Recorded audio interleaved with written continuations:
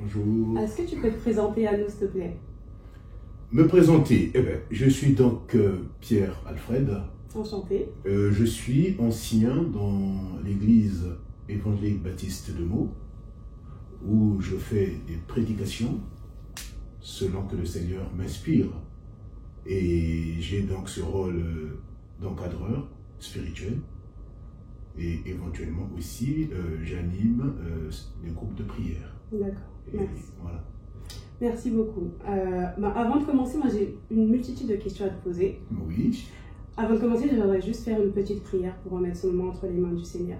Alléluia. C'est ce qu'il faut évidemment quand les enfants de Dieu se retrouvent, c'est d'abord de le mettre devant le Dieu éternel qui a permis que nous puissions avoir son nom merveilleux. Que cela soit pour sa gloire. Oui. Prions le Seigneur. Éternel, notre Dieu, notre Père, nous voulons te témoigner notre reconnaissance. Toi qui rends toutes choses possibles. Comment allons-nous, Seigneur, avoir ce moment de partage sans que nous puissions t'inviter, Seigneur? Sois le centre, Seigneur, de ce que nous allons dire. Vraiment, inspire-nous, Seigneur, mon Dieu, que ton Esprit Saint nous parle et que nous puissions vraiment communiquer ce qui est utile, agréable pour toutes les personnes qui nous suivent de près ou comme de loin, parce que tu as un message à porter sur mon Seigneur, mon Dieu. Et si tu nous as choisis maintenant pour que cela se fasse, alors bénis ma sœur qui va m'interroger sur pas mal de choses, et puis que les réponses que je vais donner ne soient pas de mon intelligence, mais révélées par la puissance de l'Esprit Saint. Père, nous voulons te bénir et t'inviter en ce moment dans ces lieux. Nous te prions, Seigneur, et te rendons gloire au nom de Jésus-Christ. Amen. Amen. Bon, alors le sujet d'aujourd'hui nous regroupe par rapport un peu à l'actualité.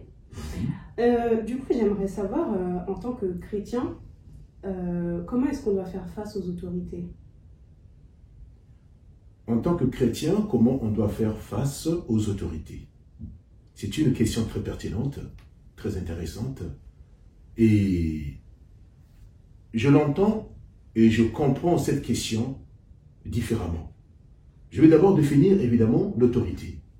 Je crois que dans ce monde, il y a plusieurs autorités. Les parents sont une autorité dans la famille, l'autorité dans ce monde dans lequel nous vivons avec ses lois, et l'autorité dans l'Église. Il faudrait qu'on arrive à définir un peu toutes ces choses pour que ce soit un peu plus clair. Donc, évidemment, comment est-ce qu'on doit obéir à l'autorité? À l'autorité, c'est d'abord toi en tant qu'enfant d'une famille. C'est vrai. Tu as des parents au-dessus de toi. Il y a papa, il y a maman, et puis il y a toi. C'est vrai que je n'avais pas pensé à la famille. Voilà, donc le reflet de cette autorité-là, c'est la même autorité que nous avons dans ce monde, l'autorité de la loi. Aujourd'hui, la parole de Dieu nous dit que l'homme est le chef de la famille. Et c'est lui qui régule, c'est lui qui a l'autorité dans la famille.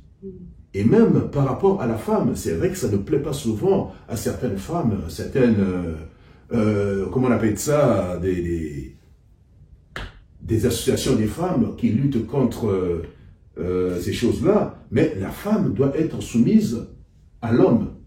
Là, je parle en tant qu'enfant de Dieu. Je ne parle pas en tant qu'élément de la société civile, de la société. Moi, là, je parle avec mon entité, je suis un enfant de Dieu. Et quand je dis que la femme doit être soumise à son mari, je me réfère un peu à la parole de Dieu. Et cette soumission-là, évidemment, elle est définie. Et aussi, cette autorité-là me demande aussi de dire que l'enfant aussi doit se soumettre à l'autorité de maman et de papa. Vous voyez, c'est une délégation d'autorité. Il y a le Dieu suprême qui a créé l'homme, qui a créé la femme. Si la femme aujourd'hui se rebelle, dit non, nous on ne peut pas se soumettre à l'homme, mais c'est l'homme qui a été créé avant la femme. Donc il y a, si vous voulez, cette hiérarchie d'autorité. Nous, les hommes, on obéit à Dieu, la femme aussi obéit à l'autorité de l'homme, les enfants obéissent à l'autorité des parents. Donc à côté de tout ce qui est fait en fonction de Dieu, dans la société civile du coup, donc c'est en fonction de la loi, donc on doit être soumis, enfant de Dieu ou non, aux lois de notre pays ou de notre monde. Ben, c'est ce que j'ai dit tout à l'heure, que en fin de compte, l'autorité qu'a l'enfant de Dieu, le croyant, c'est une autorité qui doit se tourner vers l'autorité que Dieu a définie. Dieu a délégué son autorité aux autorités de ce monde pour ton bien et pour mon bien. Parce que l'autorité du monde prend soin de nous par la loi. Parce que s'il n'y avait pas la loi et que si personne ne respectait la loi, le monde serait ingérable. C'est vrai. Voilà. Mais on obéit à l'autorité parce que, évidemment, l'autorité met des lois de sécurité, met des lois d'assurance, met des lois pour le bien dont nous avons besoin. C'est pour cette raison, quand nous disons il faudrait que nous prions pour nos autorités. Priez pour nos autorités pour qu'ils prennent des mesures qui glorifient aussi Dieu. Parce que nous savons aussi que dans les autorités, il y a aussi des dictatures qui peuvent museler aussi les croyants, les enfants de Dieu. Et... Justement, pardon de te couper, parce que justement, je pense que ça va se rejoindre avec ma prochaine question par rapport à ce que tu viens de dire. Comme tu l'as dit, hein, les autorités viennent de Dieu, mais maintenant, en tant qu'enfant de Dieu, si on n'obéit pas à ces autorités, est-ce qu'on va au sens contraire de ce que la Bible dit? Et tout à fait, tout à fait. Ça va à l'encontre de cela, parce qu'en fait de compte, ils sont le garant de nos vies. Et la loi, elle est juste. Et le chrétien doit avoir, pas la peur, la crainte, comme nous avons la crainte de Dieu. Parce que le magistrat est là pour trancher. Et c'est parce que tu es un enfant de Dieu que la loi ne te frappera pas. Donc l'obéissance fait que nous puissions être en sécurité et vivre notre foi avec beaucoup d'assurance et paisiblement d'ailleurs. Voilà. Donc l'autorité, c'est cela. Maintenant, l'autorité, une autorité abusive dans la dictature, là aussi, on va se poser des questions. Sûrement que c'est la question que tu voudrais me donner. C'est exactement ça, par rapport à ce que tu disais tout à l'heure. Voilà. Parce que comme tu dis, quand ça va dans des dictatures, etc., comment on fait, nous? Effectivement, parce qu'il faut qu'on se dise aussi que l'autorité de l'État, c'est une autorité qui vient de Dieu. Donc, il faudrait que cette autorité-là aussi soit aussi soumise à l'autorité de Dieu. Ce n'est qu'aujourd'hui que nous voyons que parler de Dieu, ça devient presque un tabou dans ce monde. Et nous voyons que il n'y a plus de crainte de Dieu. Plus comme avant, peut-être. Avant, ça n'était pas comme ça. Oui, aussi, je dirais c'était comme ça, parce qu'on voit quand même que la domination romaine sur les chrétiens, il y a eu des guerres, il y a eu beaucoup de choses. Il y a beaucoup de choses qui sont passées, où on a voulu même faire museler de parler de Jésus-Christ. Et aujourd'hui, il y a encore des États où avoir la Bible à la main, c'était un crime de lèse-majesté. Et il y a des États totalitaires qui n'ont pas voulu que le christianisme, par exemple, auquel j'appartiens personnellement, que se développe. Et les chrétiens se réunissaient en cachette. Et ils vendaient des Bibles en cachette. Parce que l'autorité avait jugé de ne pas parler de la parole de Dieu. Et au temps même des pharisiens, au temps de Rome, au temps de Néron, nous voyons que l'autorité romaine, par le touchement des religieux, ne voulait pas, par exemple, qu'on enseigne, qu'on parle et qu'on prononce le nom de Jésus-Christ. Il ne fallait pas, parce qu'ils étaient dans la loi de Moïse et ils n'acceptaient pas, par exemple, la venue du Messie. Et ils n'acceptaient pas cela. C'est bien que quand Jésus est arrivé, nous savons qu'est-ce qui s'est passé. Jésus n'a pas fait son ministère dans toute la simplicité, mais il a eu des problèmes. Et la conséquence, c'est qu'il en a perdu la vie. Voilà. Donc, il y a des autorités qui sont abusives.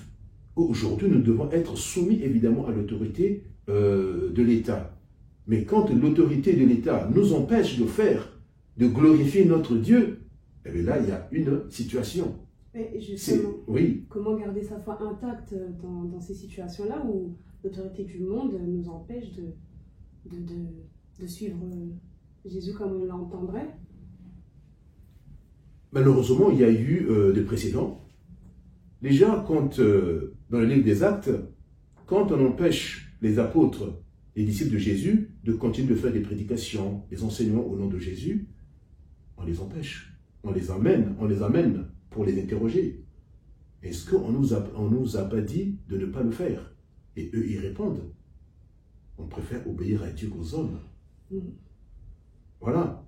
Donc, à partir du moment où on ne t'interdit pas de croire en ton Dieu, de vivre ta foi, si l'autorité ne vient pas pour te interdire cela, mais tu continues. Mais si l'autorité t'empêche de vivre ta foi, je crois que là, il y a je ne parle pas de la rébellion, mais de faire ce qui est agréable à Dieu. Donc le choix est dans ta foi. Est-ce que tu obéis à la loi des hommes ou bien tu obéis à la volonté de Dieu? Ça peut être compliqué, hein?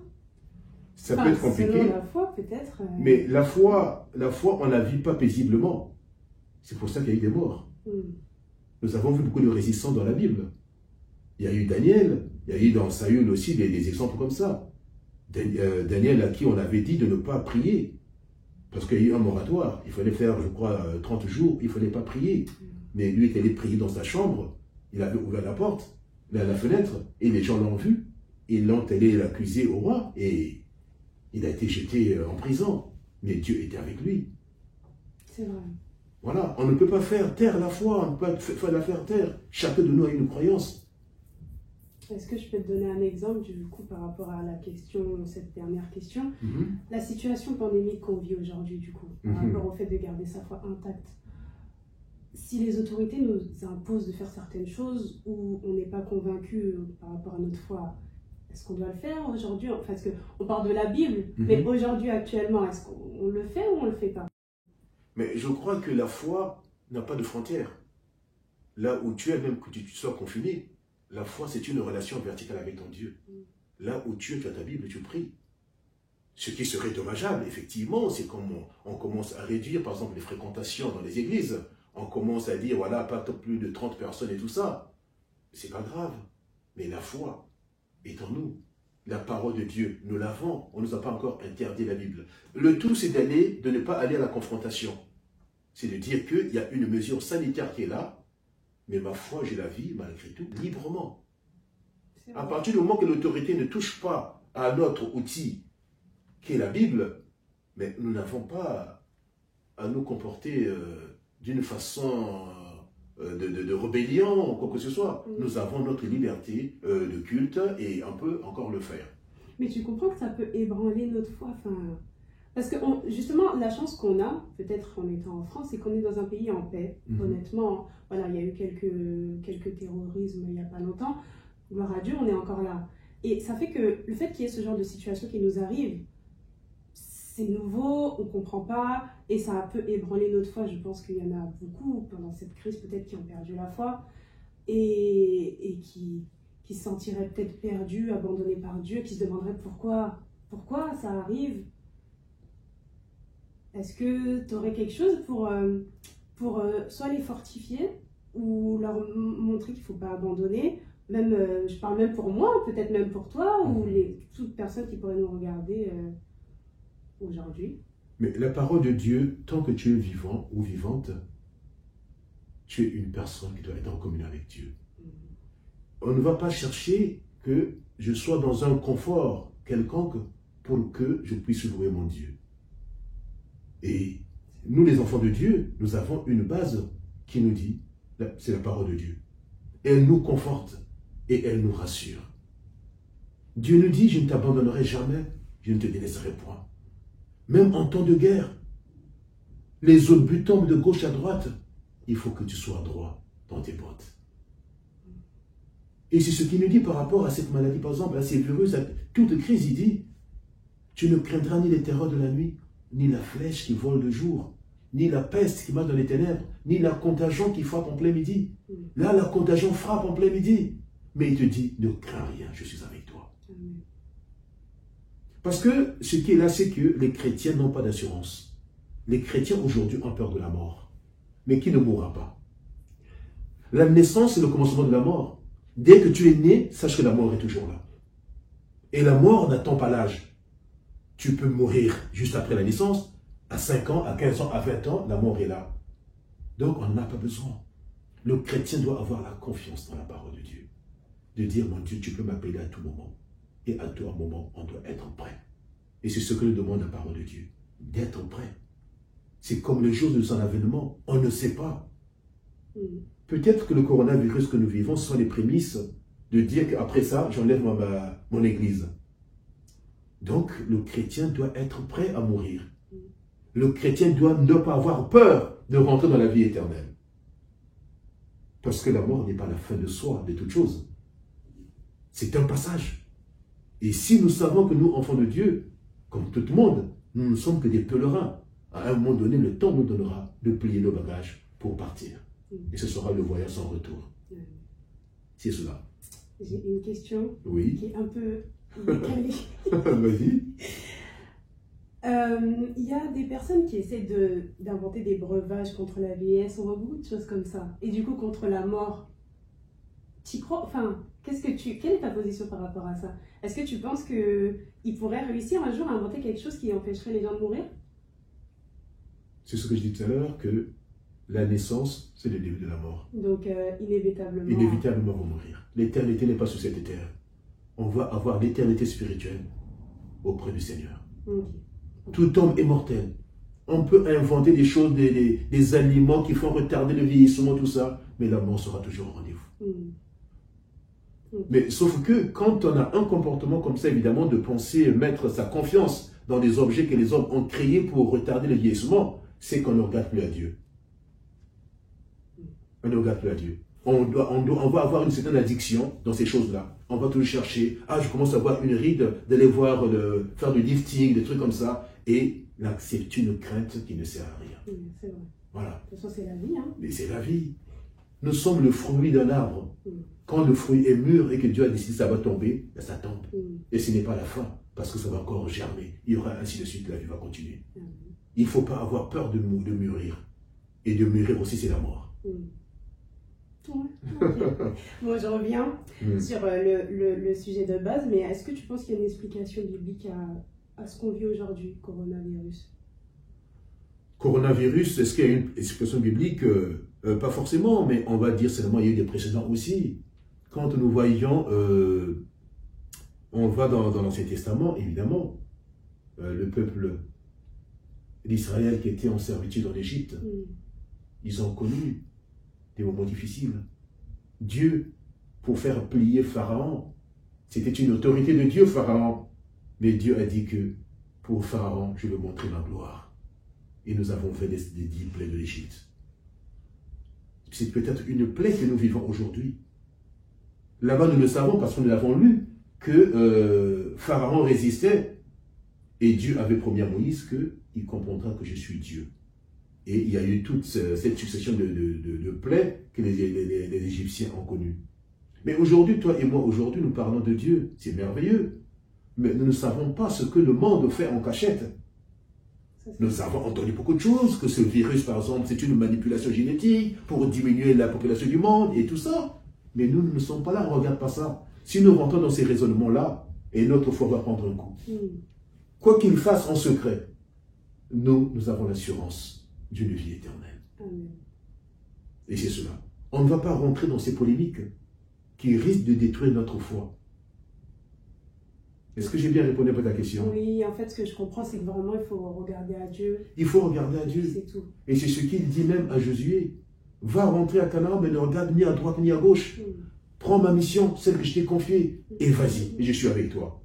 Même s'il y a des géants là-bas, tu feras quelque chose qui le vaincra.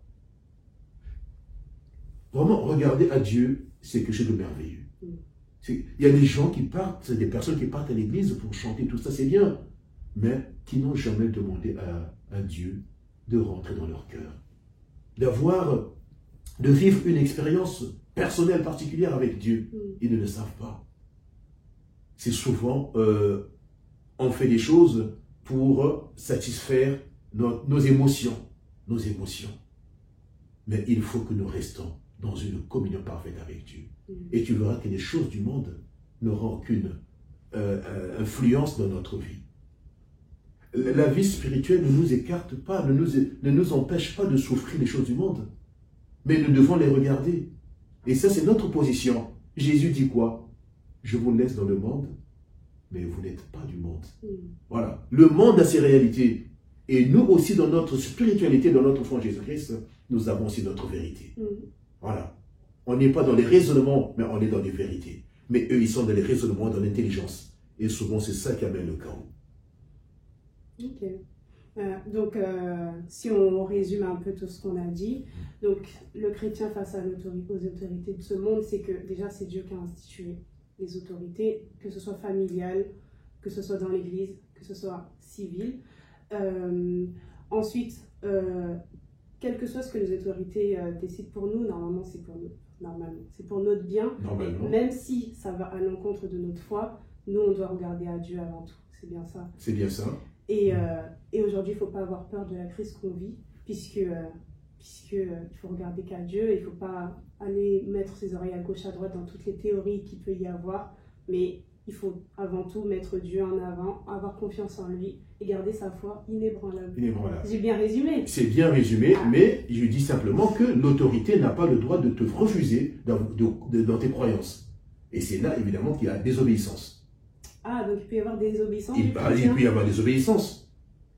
Aujourd'hui, tu as signé un contrat avec ton employeur, il y a aussi l'autorité de ton employeur. Oui. Voilà.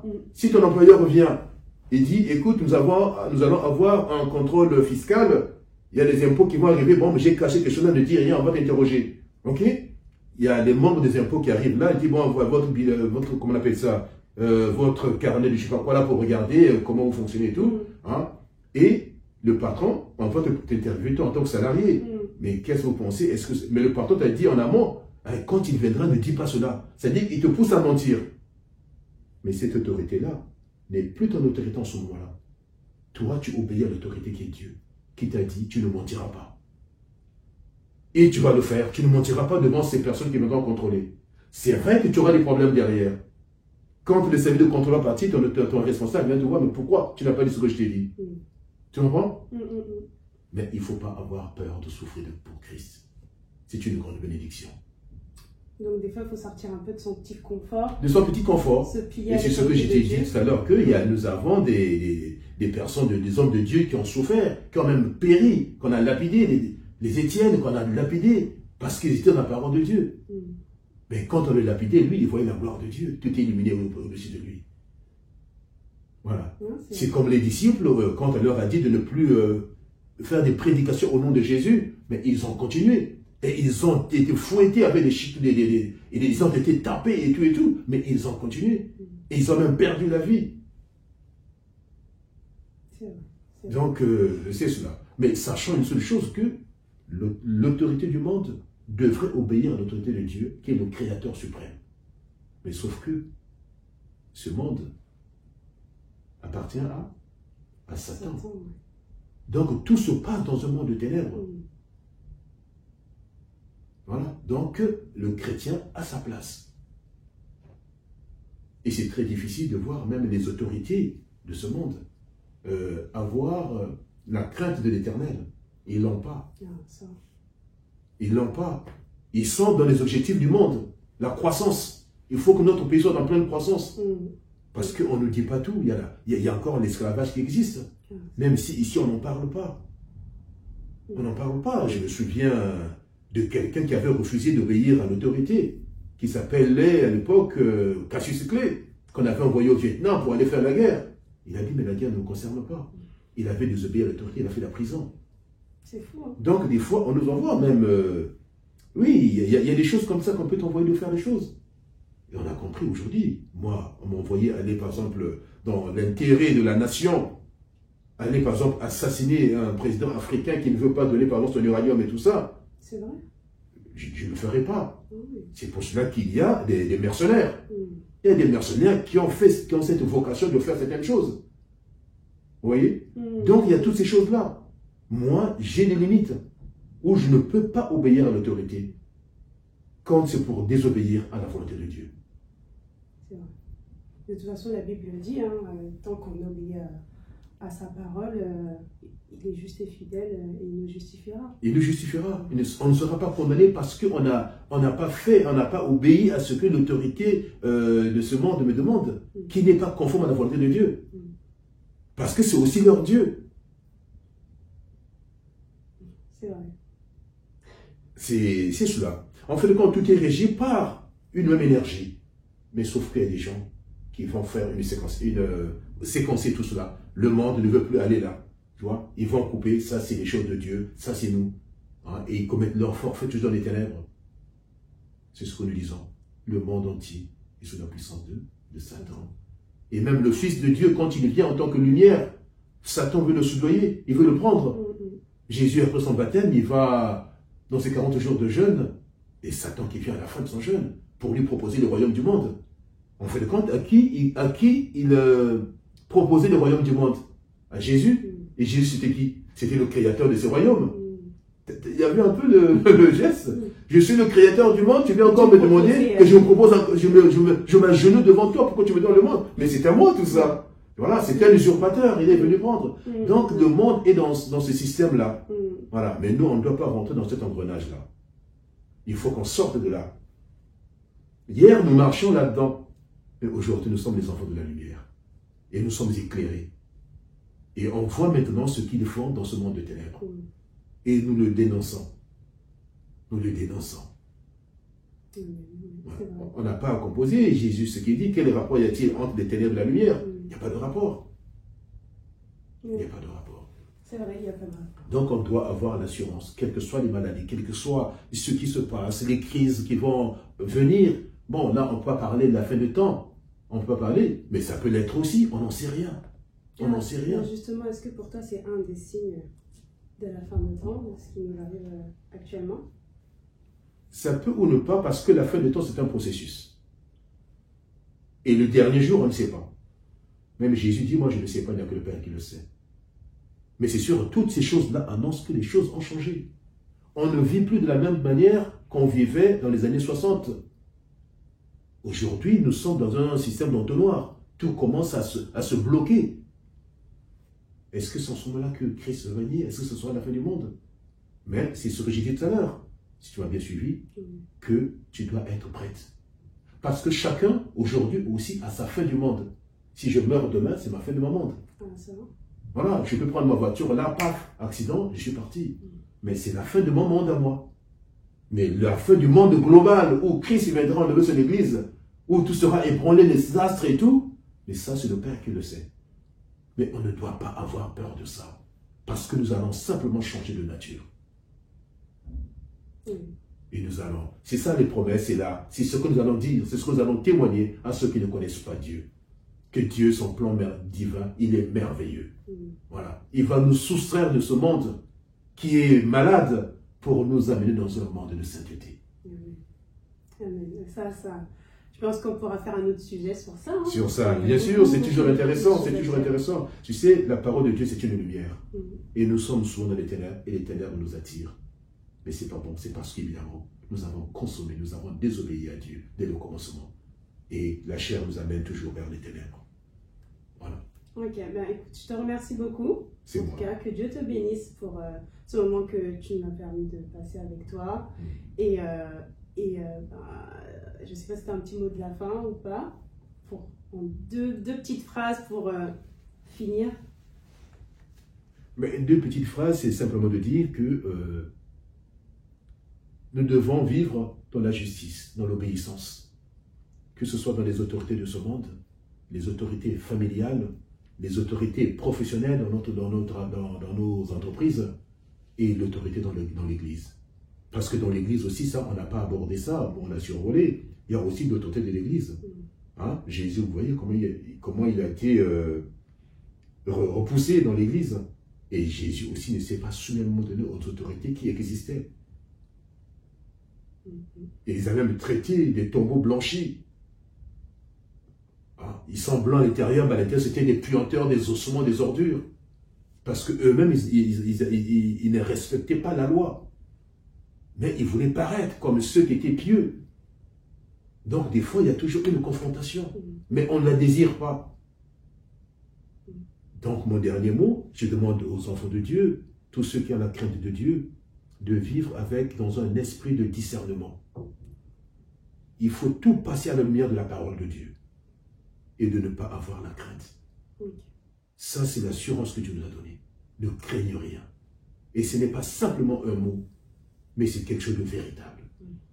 Parce que ce qu'on craint, c'est ce qui arrive. Amen. C'est vrai. Okay? Ce que je redoute, c'est ce qui m'arrive. Il ne faut jamais craindre. Toujours positiver, Dieu est avec moi. Amen. Amen. Que Dieu vous bénisse et continuez bien votre travail que vous avez commencé là, c'est très important. Merci. Que les gens viennent s'exprimer pour expliquer ce qu'ils savent. Alors voilà, j'espère que ce nouvel épisode vous aura plu. Alors 2 choses à retenir, restez ferme dans sa foi et ne regardez qu'à Dieu car c'est lui qui pourvoira à toutes choses. Je vous invite à vous abonner à la chaîne EVM. Au revoir.